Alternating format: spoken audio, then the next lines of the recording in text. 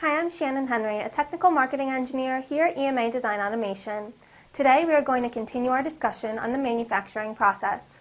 Once the PCB panels have been acquired, as well as the other necessary components, assembly can begin. Based on the PCB layout and types of components used in the design, multiple processes may be required to complete the assembly. The first step in the assembly is to apply the solder paste. At this point, all the footprint lands for the surface mount parts have already been etched. The manufacturer will create a stencil from the assembly data package provided to apply the solder paste accurately. Once the solder paste is applied, the assembly must move quickly.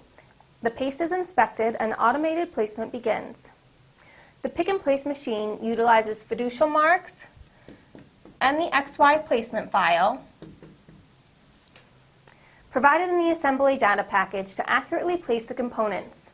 The pick-and-place machine uses optical sensors to ensure the component location and rotation. Then the panel moves to the reflow oven.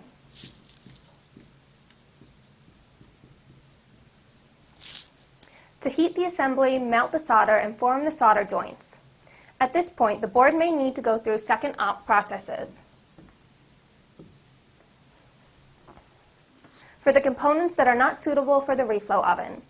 Some through-hole components may need to be addressed, especially with wave or selective soldering. Wave soldering is widely used to form solder joints on the top and bottom side of the board for through-hole components. This works best when there are only components on the top side of the board.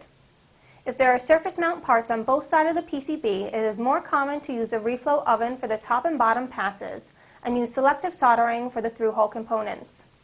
Once all the components have been placed and soldered, the assembly will move to testing. If testing was incorporated into your board layout, the performance of the PCB will be validated. If any issues are found, the specific assemblies will be set aside for rework. The assembly then goes through a final inspection. Using the information on the pictorial found in the assembly drawing, the inspection will be performed.